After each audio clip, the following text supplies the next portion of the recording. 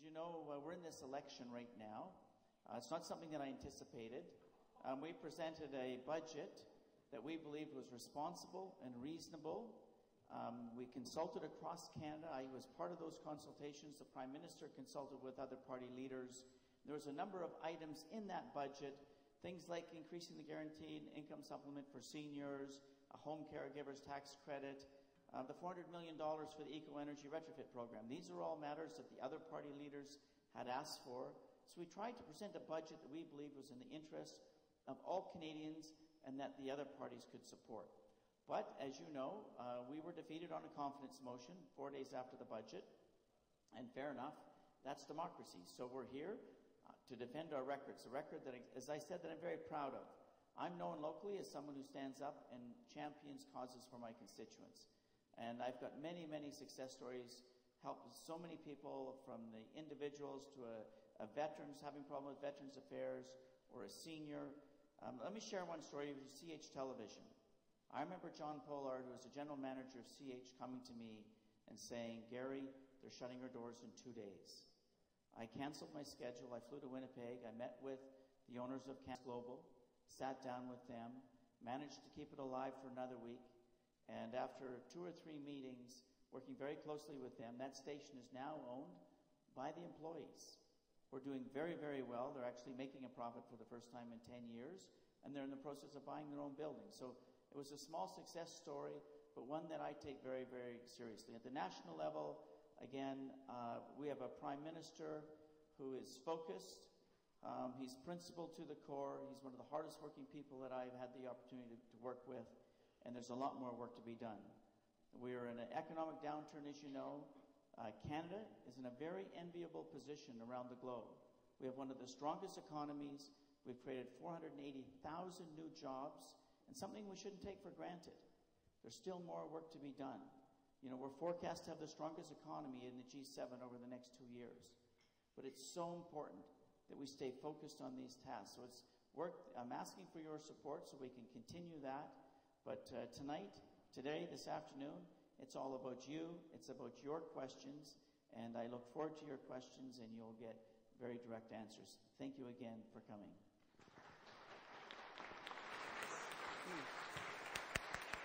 And thank you. And we will now move on to Ms. May. Thank you. Thank you, Gary. Thank you, everybody. Thanks. You're cutting into the time. Oh, I forgive them. I want to start by thanking you, Ian, and the residents and ratepayers of Central Saanich Society, not just for organizing this event, but for all the work you do in the community, and for everybody in this room. And I know many, many of you who are dedicating time for stream restoration, dedicating time to promote and support local food and farmers, putting time in to make this the wonderful community that we have. You know that I'm both your local candidate in Saanich and the Gulf Islands for the Green Party, and that I'm also the federal leader of the Green Party of Canada. That role requires that I be thinking through this election campaign about what I'm doing across the country and what I'm doing locally. And that will be the role I would hope to have should you honor me with the position of being your Member of Parliament, in a constant fashion, working as hard as I can for the interests of Saanich Gulf Islands, at the same time trying to bring something entirely different to Parliament Hill.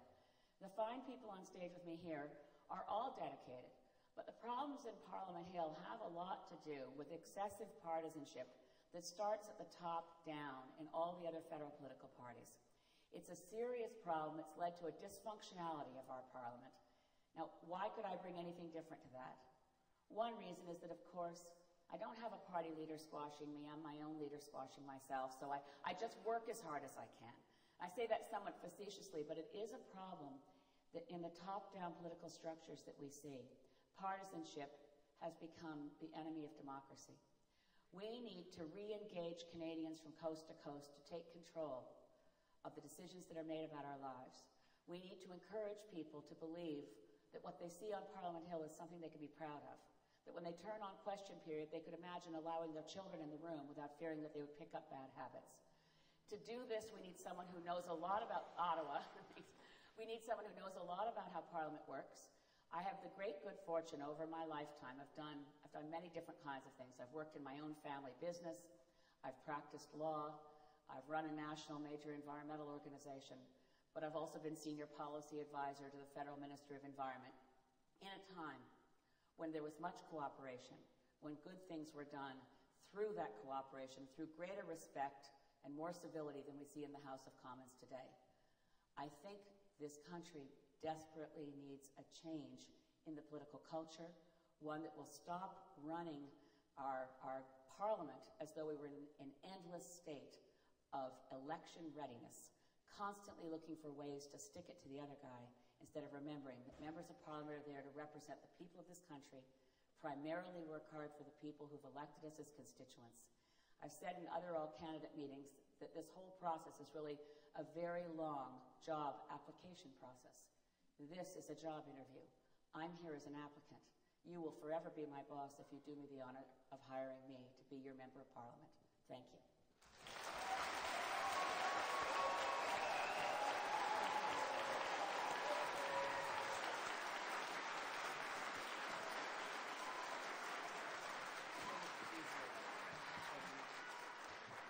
Thank you very much, Ms. May. And now, Ms. Hetherington, the Liberal candidate.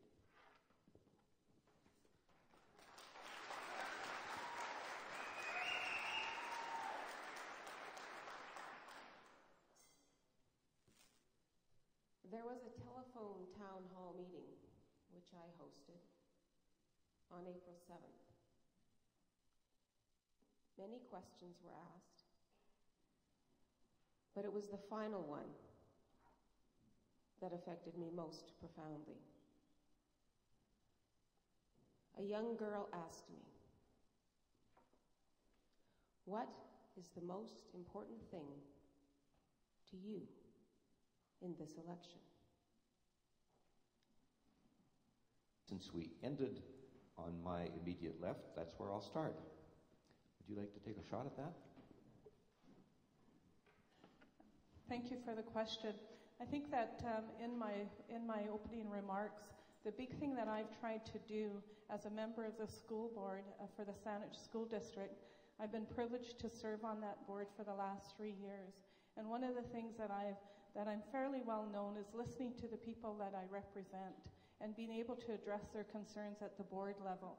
And that's what I feel that I would bring, I'm a good listener, I believe that I can act on what I hear, and I'd make sure that I would be there and be visible in the community.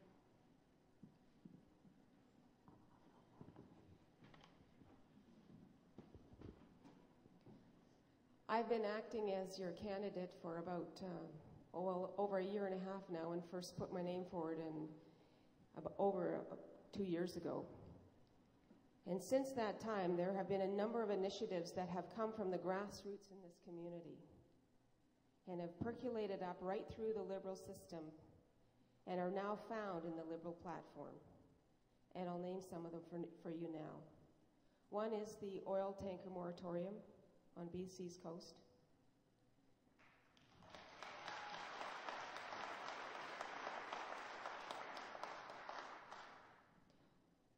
Another is the Climate Action Plan, which I was very much involved in writing and developing with the Liberal Party.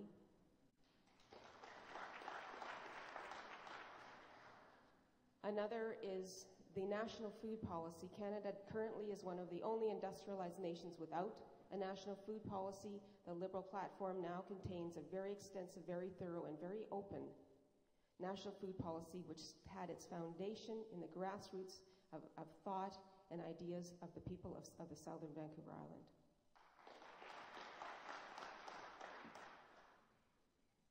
Another is protection of our marine areas and land areas, something that's been very, very important.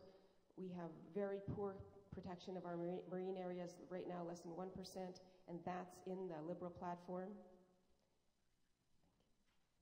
And finally, I marched from right here in Brentwood Bay all the way to the legislature with Alexander Morton to protect our wild salmon.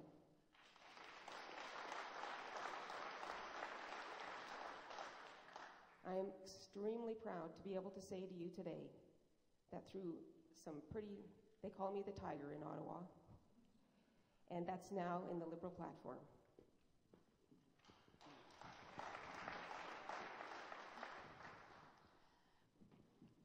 Well, I think the question is getting to this great issue for British Columbians of how big are the Rocky Mountains and how does anyone in Ottawa notice British Columbia? One way will be to elect a member of Parliament who leads a federal political party and will be the only British Columbian leader of a federal political party in Ottawa. I've also been thinking a lot about how do we bring, as your MP, I want to be your voice in Ottawa, not the voice of Ottawa to Saanich Gulf Islands. And in doing that,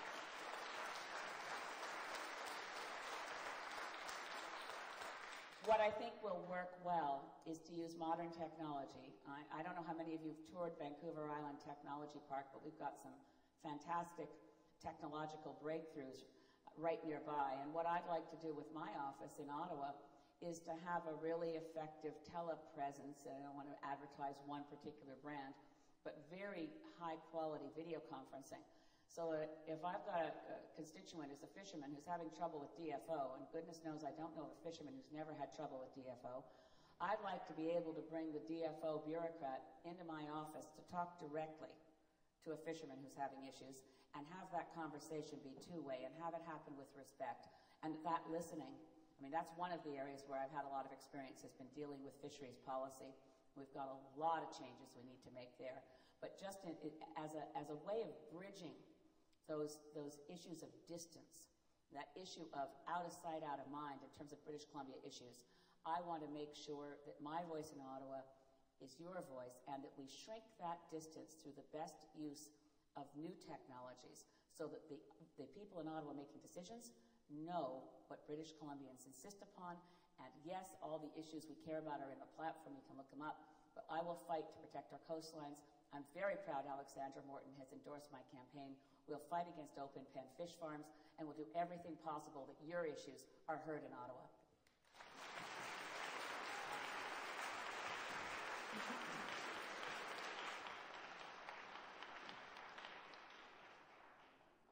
Well, thank you very much. Again, I've had the privilege of being your MP for a number of years, and something that I am incredibly honored. This is my home. This is where my children are born. Victoria is actually, my daughter's at the back, behind the Gary Lund sign. But, this is my home. I commute every week.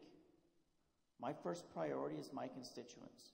It has been from the day I've been elected, and I've had a number of success stories from the individuals to the JDS tax files.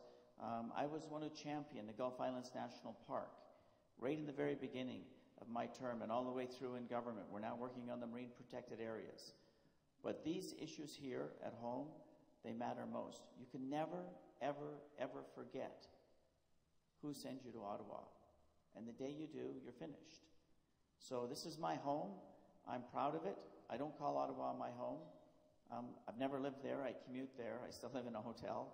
But I come home every weekend. And I'm proud of my accomplishments, my constituents, large and small. And you have my commitment that all of my constituents, regardless of their background, their political background. It's ironic. I have a few people come to my office, and the first thing they say, I voted for you. And I said, well, that doesn't matter. We're here to represent all of our constituents. And I have excellent office staff, and that's something that we cherish. Thank you very much.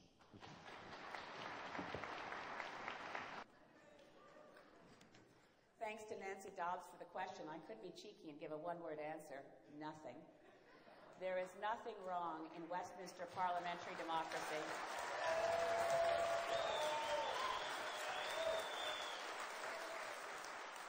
There's nothing wrong in Westminster parliamentary democracy with a coalition government. We've had, and of course, Sir John A. Macdonald led what was called the Great Coalition that led to the creation of Canada. We have less experience with coalition governments at the federal level in Canada than other nations do. And of course, the United Kingdom hadn't been very used to them until in the end of the last election, a minority parliament was created. And instead of saying automatically that the minority government would continue and David Cameron's Conservatives had the most seats, so they were automatically government, that's not how parliamentary democracy works. And they took some time, as you'll recall, the Liberal Democrats under Nick Clegg interviewed Gordon Brown, Labour, talked to David Cameron, And they're charting the UK through some very difficult waters, some very tough fiscal times. So I find it offensive that we have seen the idea of a coalition demonized in this election because it distorts the meaning of Westminster parliamentary democracy. We should recognize that there are many legitimate forms of government. A minority on its own is legitimate. A majority is legitimate. A minority with lots of cooperation, short of a coalition, is very legitimate and is how we were governed by Lester Pearson and David Lewis in a government that brought us health care, unemployment insurance, our pensions, and the Canadian flag. The current divisiveness on Parliament Hill is not necessary and, in my view, is un-Canadian. Thank you.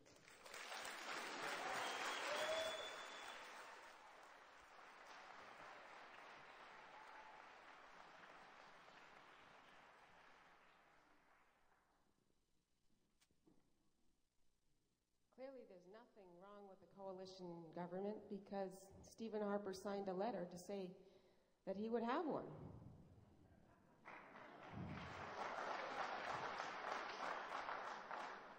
They're legal in this country. That's right, they are legal. There's nothing wrong with one.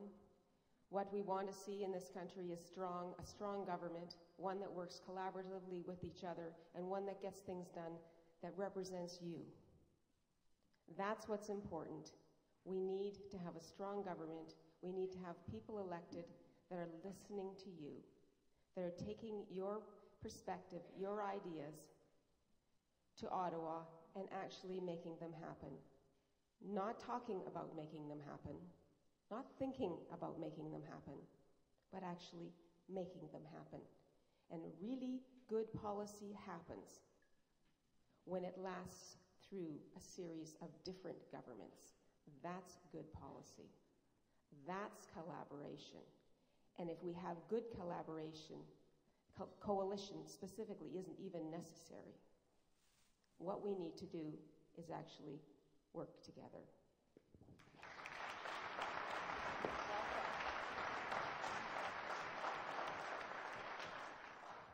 You know, it's interesting that Stephen Harper says that he won't work within a coalition. But if you think back about the minority government that he's had in the last couple of elections, he's had to work with the other parties in order to get things done. And I think that Jack Layton and the New Democrats have said all along that we would continue to work together with the other parties. That's when we get voted into Parliament as a member of your Parliament and represent our constituents, we have a responsibility to work together. And I'm committed to doing that. The other thing is that we also have an opportunity to bring First Nations together. First Nations to be able to move things forward. We need First Nations people at the table if we're going to move forward in many of the areas that face Canada today, whether it's poverty, whether it's housing, whether it's social issues, no matter what it is, natural resource extraction, we need First Nations sitting at the table. So I'm completely committed to working together to make Parliament work. Cooperation, absolutely. That's what we've been doing. We've been in power now 5 years with minority government. We've had the longest serving minority parliament.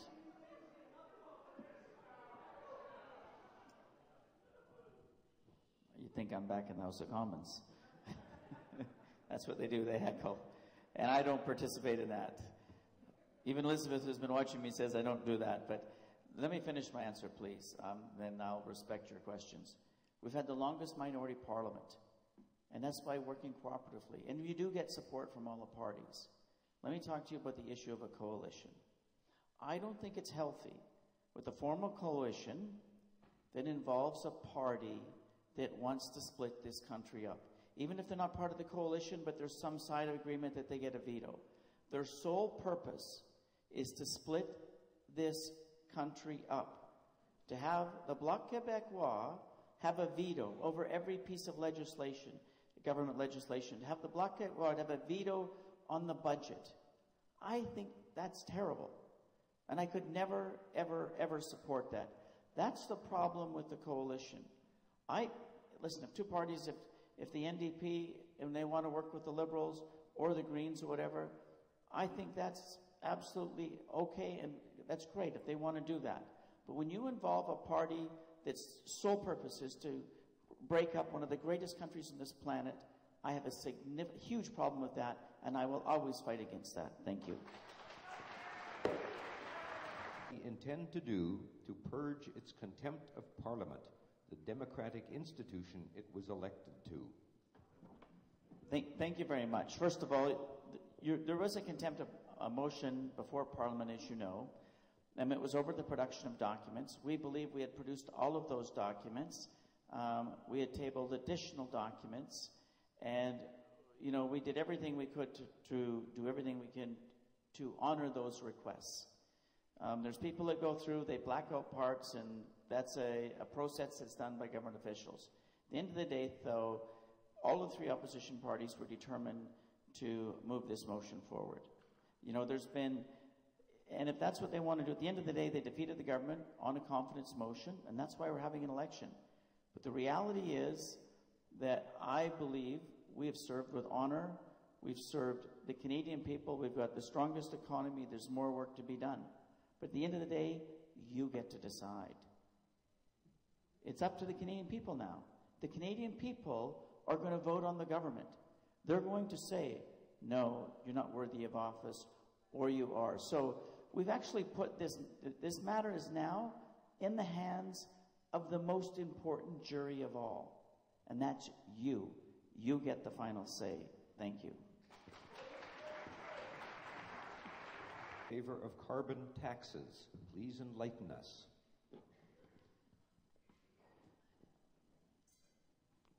The whole world is examining the problem. Hey, there, Blake. The whole world is examining how we best adjust, react, anticipate, and prevent the damage of the climate crisis. All economists agree that we need to put a price on carbon. When I say all, when you look at knowledgeable economists around the world, there's really no question but that carbon pricing, this is the advice of the Organization for Economic Cooperation and Development, the advice of the International Energy Agency. So that's the first step in my answer. Carbon pricing is increasingly accepted globally, except in Canada, as the direction in which we need to move. So then the question is, how do you bring in carbon pricing? Some parties on stage here and some governments think it's best to do it through something called cap and trade, where you create an auction for pollution credits and let companies vie for it, let the market set the price, and essentially, described simply, it's a very complicated way, transaction cost heavy way of doing the same thing that a tax on carbon would do quite simply.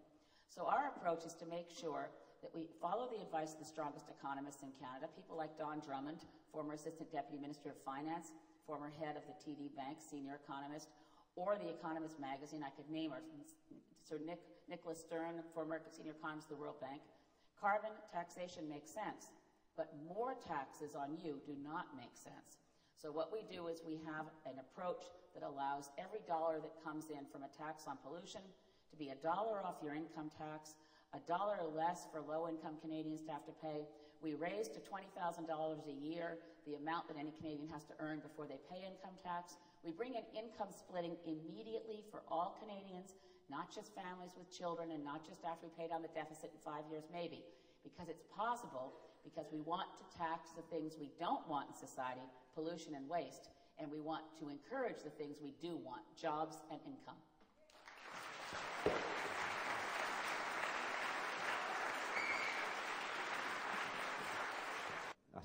In that the peninsula is primarily an agricultural community, what do you see that you can do to support that?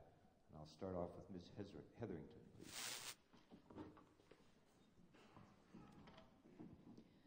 Well, the first thing I would do is let you know that I've been a rancher, and I understand the reality and the difficulties associated with trying to earn an income in ranching or farming. It's extraordinarily difficult. I lost a lot of money doing it, but it's a passion, I know, for people in this audience, for people that are trying to do it, and we recognize the importance of this issue. The Federal Liberal Platform, as I indicated earlier, has a national food policy. That came from here. It came from you. It came from farmers, it came from people that growing local food, it came from people that are running farm markets or want to do that, it came from consumers, it came from organic farmers, and it basically says, it reflects exactly back to you what you asked for. And furthermore, it says it's a bottom-up approach, so that if the farmers aren't getting the income that they need from the federal government, aren't getting the kind of support that they need, that you tell us what you want and how you want to get it, and we'll make it happen for you. Because that's what the National Food Policy is about. It's about protecting your food, making sure it's labeled properly so you know what you're eating, so that we have local food in our schools for our children, for especially our children that are suffering from high poverty, low incomes, and that we support the development of local farm markets, so there's money for that. That comes from you, and there's support for farmers that do agriculture practices that are sustainable in our environment. That's all encompassed in that National Food Policy, and we're still open, and I'm very willing to listen to any further suggestions that you have that we can make it even better. Thank you.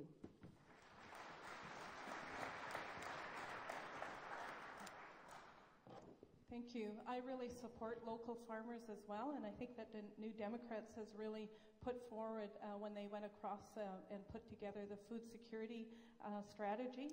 And in that strategy, there was a lot of talk and listening to a lot of the farmers, and as Renee said, a lot of the stuff that she's mentioned in terms of labeling, proper labeling. One of the other things that we're looking at as well is making sure that there's proper money put into skill development and training and mentoring young farmers. As we know that many families today are trying to pass off to the younger generation, and a lot of the younger generation aren't going into farming. And partly that's because they're losing money. They're not making any money in it. And so the New Democrats have been very committed to making sure that we sustain and that we support local farmers.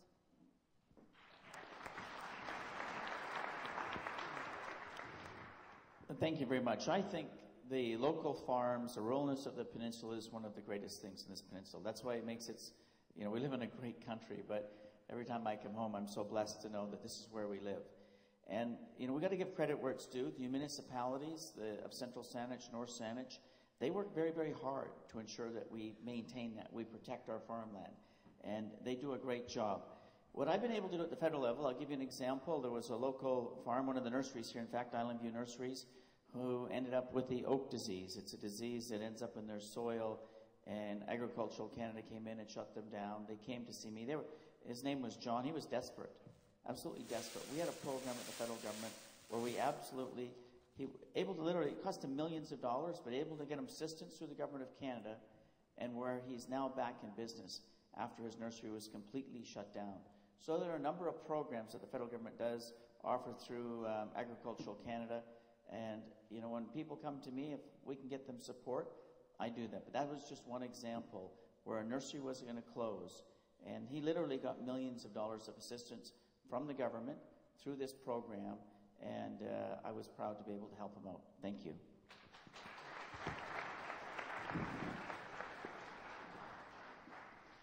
And thanks to Ian Van Truyt for the question. It primarily focused on issues of land use and how to keep our peninsula primarily agricultural. A lot of that is on the shoulders of provincial jurisdiction and municipalities. So what can the leader of a federal political party do about that? Part of the requirement is to have adequate funding to our municipalities. The land use plan decisions become very, very difficult when there's not the money to run the municipalities, to be able to find ways to have affordable housing within the existing zones of development on the peninsula. The other aspect of it is what my colleagues have spoken to. How do we keep farmers growing our food when they can't make enough money to make ends meet growing food? Most farmers across Canada have to earn income off farm to be able to continue growing food. So we have a very strong policy to support the family farm. We need to recognize that there are basically what are called in policy wonk terms, ecological services. But there are things provided by farmers to the communal benefit of us all in drinking water, in water retention, in habitat protection, in carbon sequestration. Every farmer in Canada is carrying a burden for the rest of us that goes beyond growing the food. And yet they're the only segment of society that never sees any compensation for the additional things that are done for the collective benefit of us all. So we have a program to advance for payments to farmers for all of those shared services that help us all to make sure that farmers can continue to farm.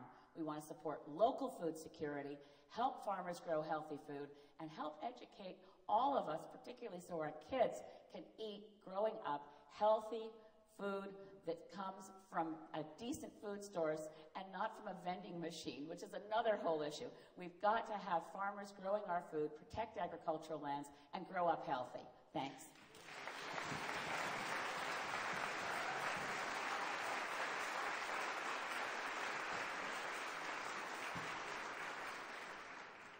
All right. Nice easy one. For all the candidates, what is your position on the introduction of the HST? From Mr. Hugo Suttmuller.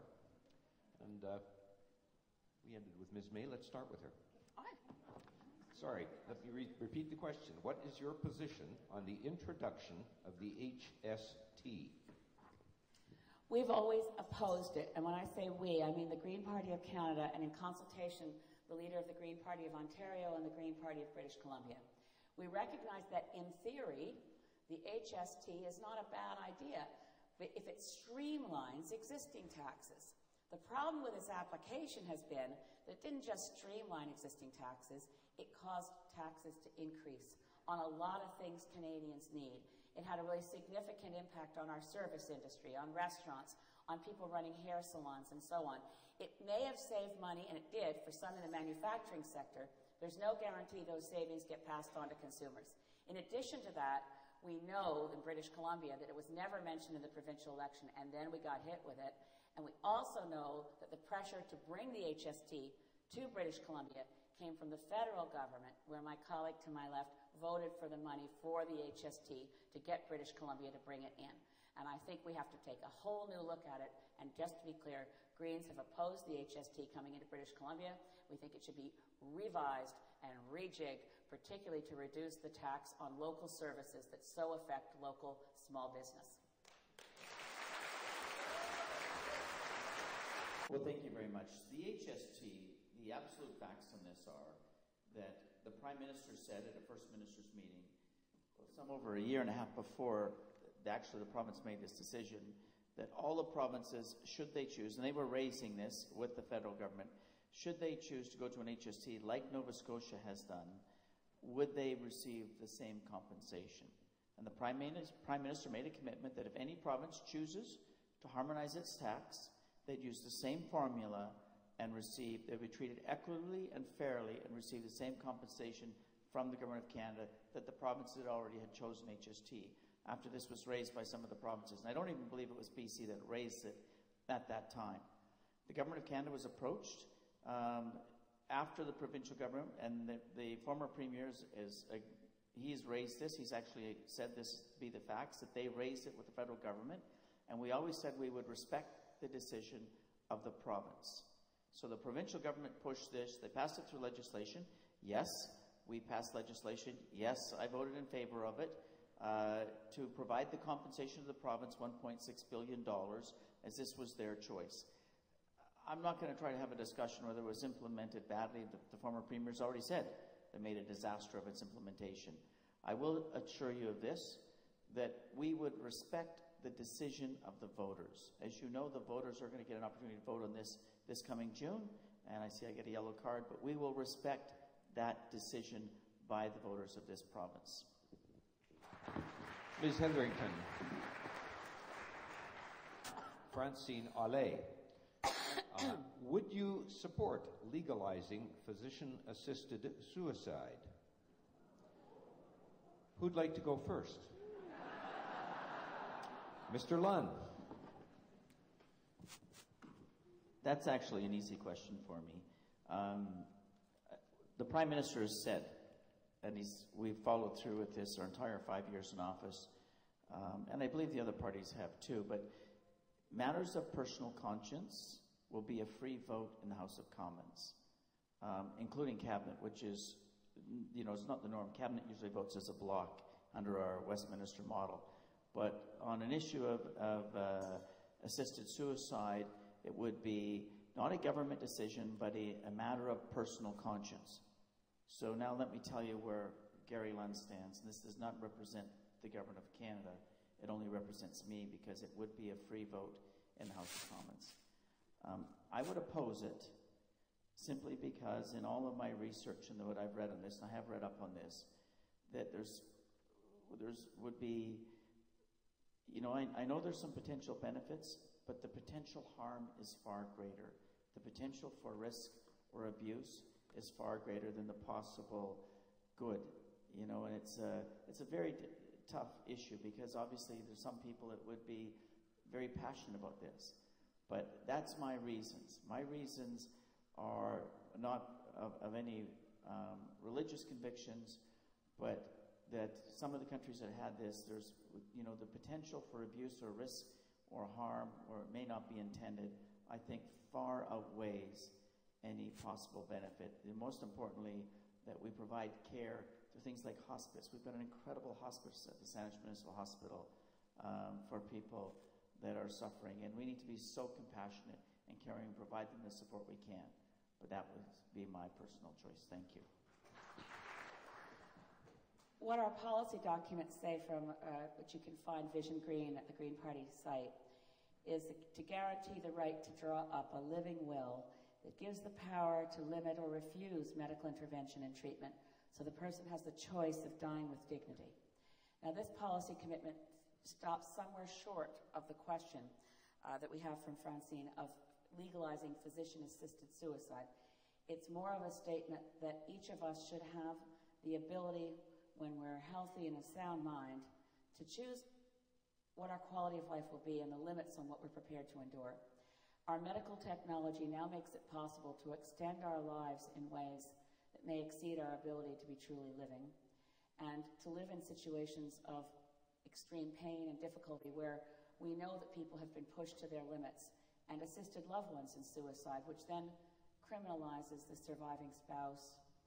This is a desperately difficult issue. So on the question of that next step beyond living wills, we believe that we need to have a real discussion in Canada and see where we come down on it as a people. I find it a difficult question, profoundly difficult, and I think that we know that physicians are already doing this out of compassion and mercy when they see someone suffering, and a lot of us have gone through this. We know that towards the end, sometimes that dose of morphine for pain relief is really intended to release that person from pain forever. It's a difficult issue, but I don't think it's a black and white answer. We need to have a full discussion, looking at the medical ethics, looking at the morality, and making sure that we don't allow our loved ones to go through unbearable pain at the end of their lives. Thank you. Way you go. Thank you very much. This one we could talk on for some time, but I'll try to be brief. I'm as concerned as everybody else, and I actually think we've made a lot of progress in this area, and if you let me, I'll explain. When we took office, and I'm just going to address this issue head on. As you know, there was the Kyoto Accord to reduce greenhouse gases 6% below 1990 levels. When we took office 5 years ago, we were 33% above that target. Not 6% below, but 33%. The previous government signed on to an agreement and had done very little, if anything. They signed the agreement, but we ended up in a situation where we're still climbing each and every year. We just submitted our report on greenhouse gases that was done by the scientists at Environment Canada, which is government officials, and they've reported that we've actually reduced, the first time we're starting to go back down the other way. We've reduced greenhouse gases by 2.1% of Canada's total emissions for 2008. So we're making progress. We've put $3.6 billion into a number of eco-energy initiatives. And I was part of that when I was the minister. Everything from new technology to renewable energy, $500 million in wind, tidal turbine. The first tidal turbine, I was out here on the West Coast. We opened with the Prime Minister, which is producing clean energy. Small amount, but it's experimental. But there's so much more that we're doing, we're committed to reducing GHGs 17% by 2020. We are committed to that target, and we are making progress. But the reality is, each and every one of you, myself included, and all of us, unless we change our ways, we all probably got in a car and drove here. We have to change too. Well, and maybe a vast majority of us did, myself included. I'm not pointing it, I'm just saying collectively we need to work together. We have to change our behavior, have to change our habits, and we can make a difference together. Thank you very much for the question. Listen, there are some legitimate concerns out there on microwave towers, cell towers. A lot of communities don't want them.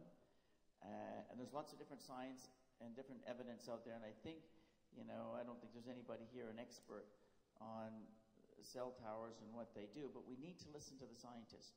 The one thing that I fought for successfully, that the placement of these cell towers has to be a local decision, and that Industry Canada has to respect that. It's the municipal government, if somebody makes an application to the Government of Canada, they consult with the local municipality, and if they say no, we respect that decision. And I fought for that in a cell tower location in North Saanich to ensure that it was up to the locals to decide if they wanted it there or not.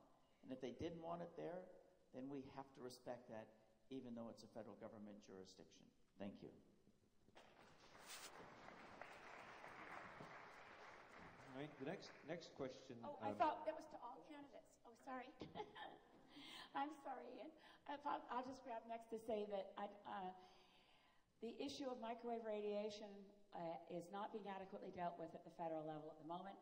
If you compare Canadian regulations with those in the European Union, you'll find that we're taking a very lax attitude.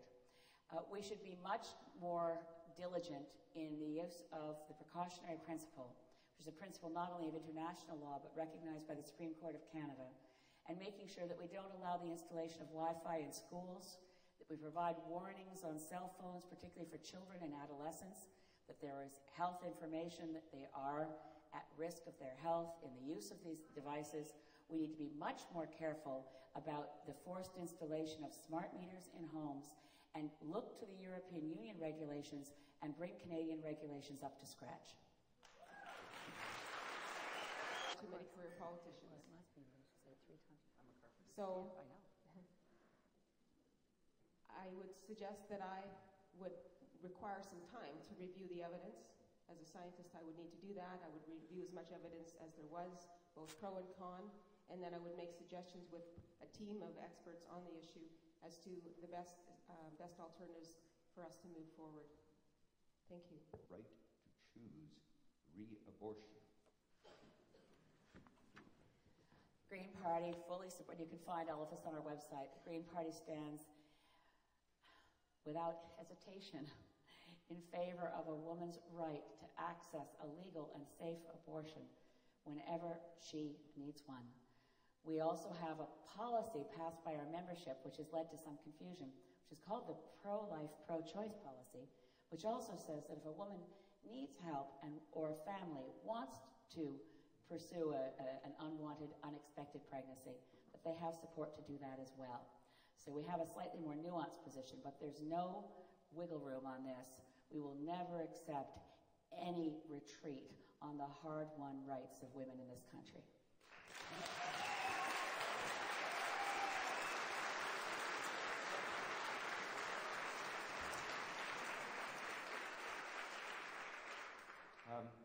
The next one's an interesting question. It's for Gary Lunn. It says, in clear and specific terms, what is your and your party's view about nuclear energy? You could sort of do almost anything with that. Thank you. That's a great question. Listen, we're as I said earlier when I got asked the environment question, it's important that, we're talking about we need to promote clean energy. In British Columbia, we're blessed with a lot of hydro, as is Manitoba, as is Quebec. I think 85% of our electricity we produce in British Columbia is hydro. In Ontario, half of their energy is nuclear. And it's it's important that you have reliable, affordable, clean energy to ensure that we can move people, we can move the economy, that you can move goods.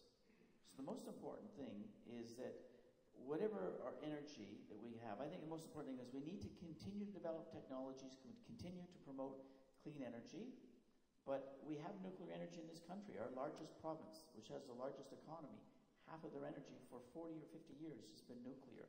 The most important thing is that we ensure its safety and that we continue to do that. So again, there's 21 nuclear reactors in the province of Ontario, one in Quebec, one in New Brunswick, and we need to respect their choices but ensure their safety. Thank you. To mind something that Reverend Bill Phipps told me about what goes on in Calgary when he opens up his United Church basement for the come in from the cold nights to help the homeless. And the largest number of people who sleep in the church basement are children with both parents working and still can't afford a roof over their head. The woman you described, Janet, sounds like someone who's making ends meet, is keeping a roof over her head, but is having a hard time now that she's lost her child tax credit. What we would do in our platform, number one, is that we need to have a goal to end poverty in this country. We're seeing a gap between the rich and the poor that keeps increasing. And at the same time, we see here in British Columbia that child poverty rates here are higher than anywhere else in Canada, and that when they measure kids entering in kindergarten for kids at risk, the largest numerical group of kids at risk is not even in low-income families. It's in families that are time-stressed, can't keep up, and need support. So support for families has to be real. It can't be these token measures where if a family can already afford hockey equipment and all the things that go with buying your kids the equipment, they then qualify for a tax break later. Boutique tax cuts are not the answer. We need to make sure that we fight poverty. And in the specific case you mentioned, if her 18-year-old were making an income, they qualify under our program for income splitting, which would significantly reduce the taxes to that family. We'd also make sure that they're not paying taxes until they make $20,000 a year.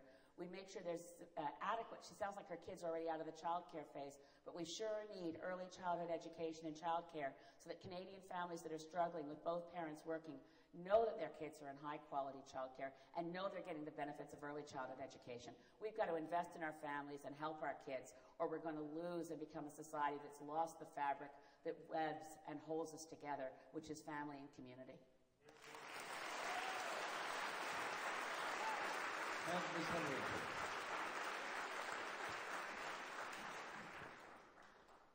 Thanks to John and Miro for the question.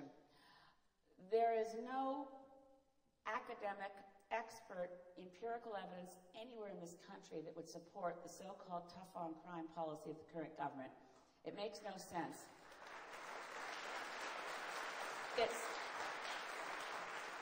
It's an appeal to make us afraid of each other instead of looking at what the needs in our society really are. And it was actually the reason for the contempt charge. One of 3 issues of contempt in the House of Commons was not revealing the price to the provinces and the price to the taxpayers, not just of the $9 billion in new jails, but the impact on our total justice system of mandatory minimums, for example, which no expert in criminology thinks make any sense. They've been shown not to work in the U.S. If we want safer streets and safer communities, we've got to think about root cause problems. Root cause problems include my answer to the last question, making sure we're providing early childhood education, quality child care spaces, and support for families. Making sure that recreation is not something that you have to pay for. Making sure that we have school grounds that are open to kids after school for recreation. And the way that we used to have a society where kids could go and play a game of pickup basketball, work off steam, have programs that assist adolescents, keep them active in their community, and show them that we're committed to them. Lastly, we know that what works in the criminal justice system is restorative justice. It's work to ensure that we don't see people coming back through the front doors. Young people don't need jail time. That's just like going to crime school. We've got to stop being a victim of the manipulation that says, let's build more jails, and start looking at the facts. Our crime rates are dropping. Our society is safer than it once was. And to deal with issues where crime exists and where threats of violent crime exist, we need law enforcement to focus on that, and we need an aggressive program, a national mental health strategy to ensure that people who need to be on medication for issues like schizophrenic conditions are aided as they should be treated, as patients and not as criminals. Ms. Hetherington. The fact is, we're not building one new federal institution. Nowhere. This is just something that's being put out by the other parties. We are actually spending money to upgrade existing facilities and modernize them at existing federal jails. We're not building one new one. When Ms. May says we're spending $9 billion in new jails, she's absolutely wrong. And if she wants to be a member of Parliament, she should be clear with the facts and be truthful. That's numbers just pulled out of thin air. It's completely ridiculous. It's beyond ridiculous. Let me talk about a crime agenda, though. Yes, we absolutely have got legislation before Parliament. It died in the Art Paper. We actually do believe that sexual predators, people who commit some of the most heinous, violent crimes, not for the first time, but the second time, and repeat offenders, should be held accountable for their actions. And we believe that, and we're not going to apologize for that. We do believe they should be put in jail. These are some of the most, these are the worst crimes in our society. People who prey on young children, prey on young girls, people who prey on elders and commit violent offenses, who are repeat offenders. Yes, we do believe that they should be held accountable and there should be mandatory minimums for their crimes. And that is something that if we get reelected, that yes, we will proceed with. Thank you. I'm not a candidate, but I have to make... Here was actually applied for by the municipality. They applied for infrastructure funding to both the province and to the federal government and was approved. So this originated at the local level, originated at your municipal council where they should be. I can let you know that on all infrastructure projects, the levels of government, they're all putting funding in. They sit down and talk about the priorities for their community and decide what should go forward. And these are government officials at all levels of government. So it's not being pushed by any one level of government, but this specific project is a project that was a priority for the municipality of Central Saanich and applied to both the province and the federal government, and their application was approved for funding. Ms. May. Thank you, David Wilson, for the question. The answer is no. Federal infrastructure money should never go to projects that are in violation of the official community plan. And I'd also like to add that we in our platform have the most aggressive plan for municipal infrastructure funding. I'm proud of the fact that the Federation of Canadian Municipalities has singled out the Green Party plan as the very best in supporting municipalities with $1.8 billion over the next 3 years toward water and waterworks projects. We desperately need funds for rebuilding fragile and crumbling infrastructure in this country, and a sort of special interest water line in this instance in violation of the official plan is a bad precedent. I also, because it's a relevant point, I'd like to mention that the Green Party has a policy, and I will work against the use of the courts against what's called SLAP suits, strategic litigation against public participation. We need to take steps to stop that from happening. Thank you.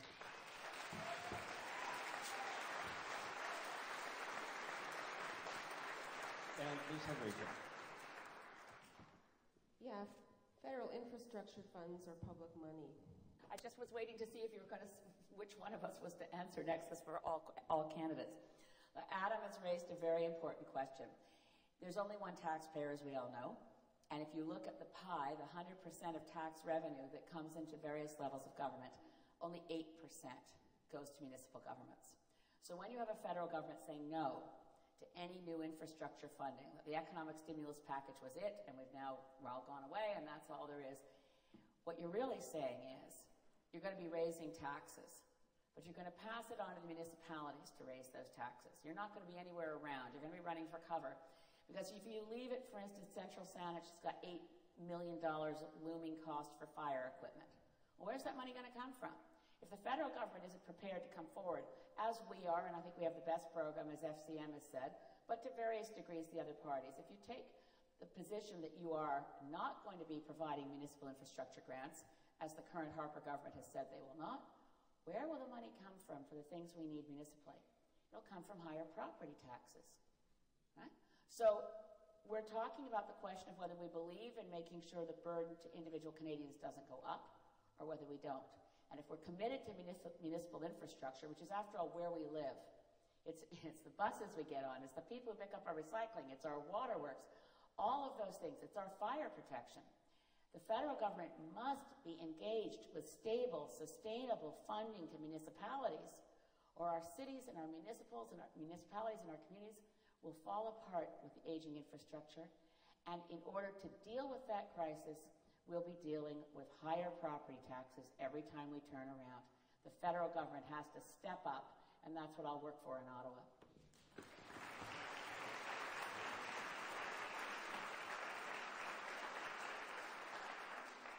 The question was on federal infrastructure. First of all, let me just say, we've just put in the largest amount of money into infrastructure in the history of this country.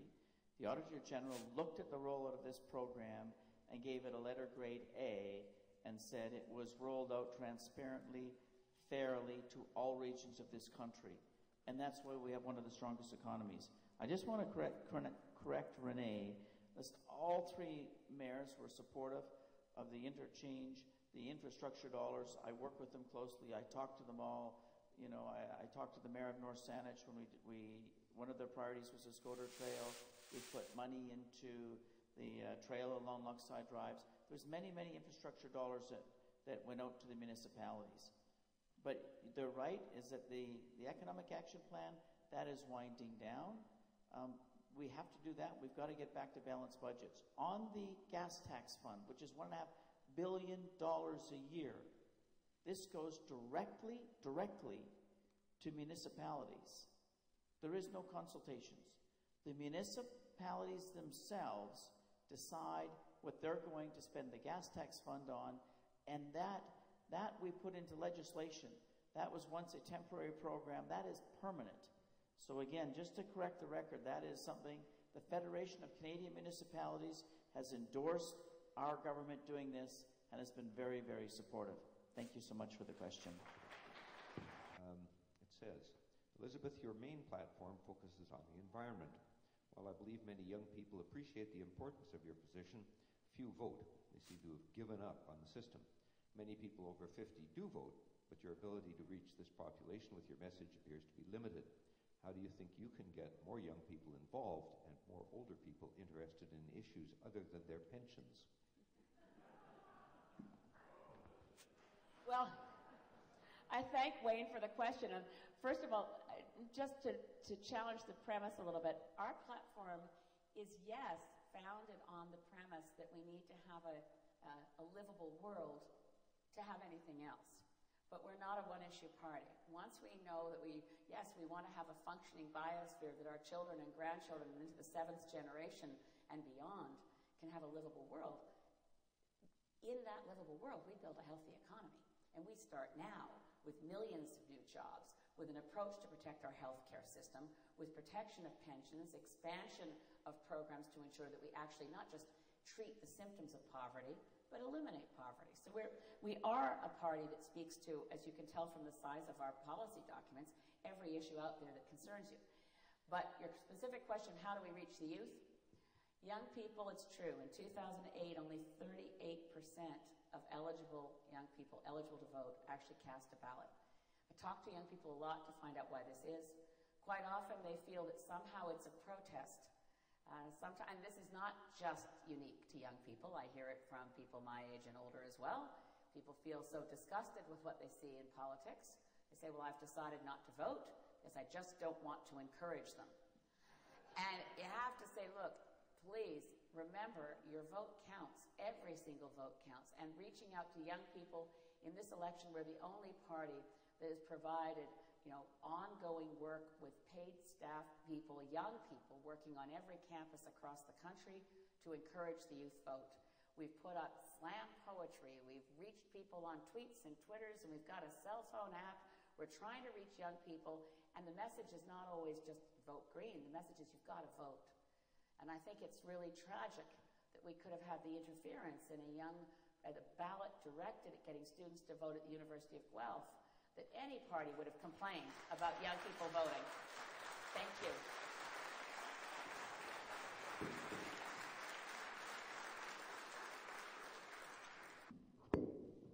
Yes, thank you very much. The purchase of the F-35 started back with the Liberals. In fact, they invested hundreds of $millions, and there was a process that happened to select this fighter with our allied partners. The F-18 is coming to the end of its lifespan. We originally had about 120 of them. That number is down to about 80, and they're being replaced at the end of the lifespan with 65 F-35s. So there was a competitive process. The more exciting part about this, it will create 800,000 new jobs in Canada, permanent jobs in the aerospace industry. It will bring over $12 billion in contracts to the Canadian aerospace industry because we're in on the front end. We'll be part of the supply chain. For these aircraft. There'll be no money spent on these aircrafts until 2015. That's when the first ones will actually even start being produced. But they come to the end of their life. We have estimates on these. These are done. There's contracts. And we're committed to delivering the tools that the Canadian men and women who serve our country so proudly, both at here and abroad. You know, we can look at the fiasco of the EH-101 when it was canceled and cost the taxpayers hundreds and hundreds of millions of dollars. We will not do that. We will do the right thing and give the Canadian men and women and the Canadian forces the right tools to do the job. They do not even waffle in their commitment to us. We should not waffle in our commitment to them. Thank you.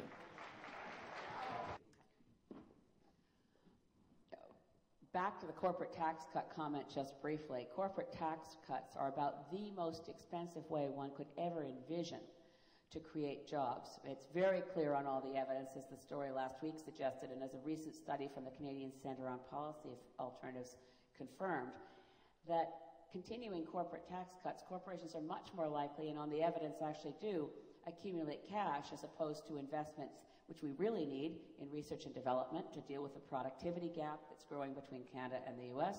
They also don't create new jobs based on corporate tax cuts. We now have the lowest corporate tax rate in the OECD with the exception of Iceland. We're way below the taxation level in the United States. So we favor in the Green Party restoring the corporate tax level to what it was in 2009, or 19%. That's still quite competitive. That's still below the United States, but it allows us to get out of deficit.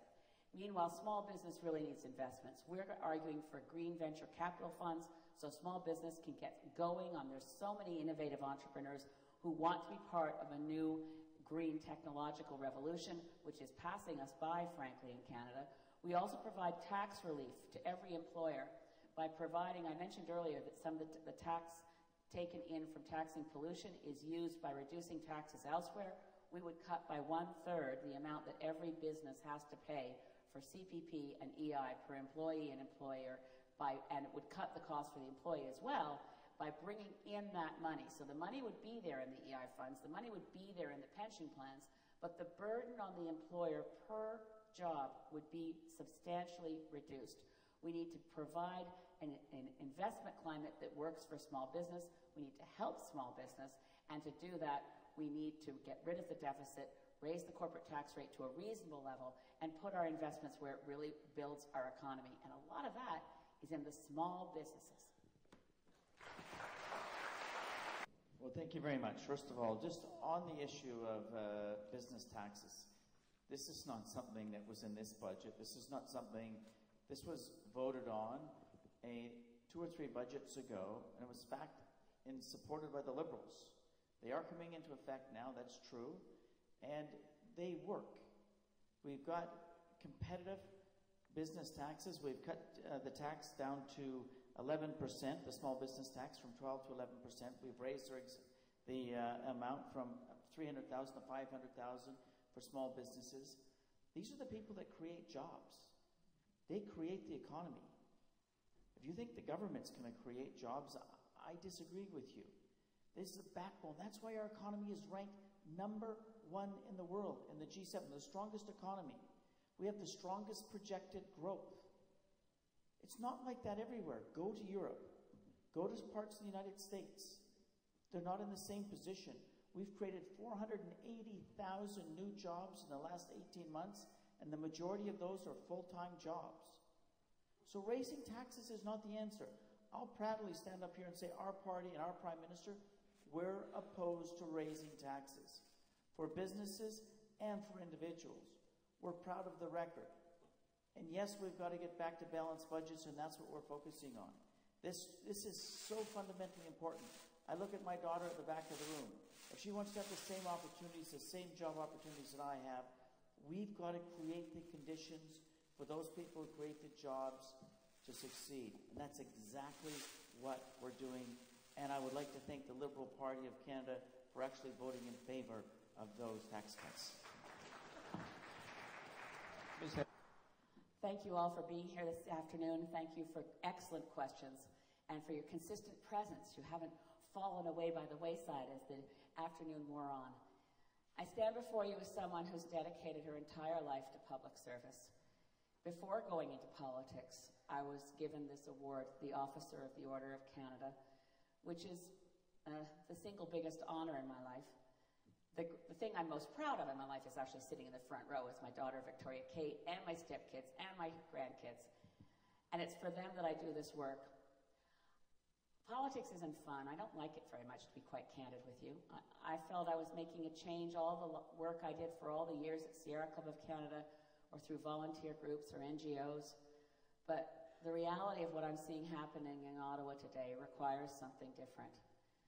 I started by talking about my concern for the disrespect and lack of civility that we see in Parliament Hill, the failure to cooperate, and the problems that we see have been created and entrenched most significantly in the last 5 years with an excessive level of partisanship.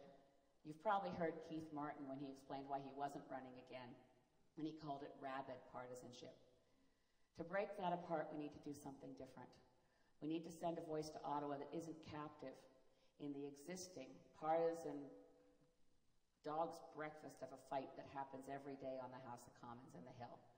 We need somebody who's more committed to democracy than to partisanship, more committed to survival than to the GDP, someone who's more committed to making sure that we protect our healthcare system and have a livable world than even whether the party that I represent grows. Partisanship is in the way of democracy in this country, and I ask you to allow that my name can join those very honorable names, the only federal party leaders ever to go to the House of Commons representing Vancouver Island. Sir Johnny MacDonald, Tommy Douglas, please let me be the next name on that list. Thank you.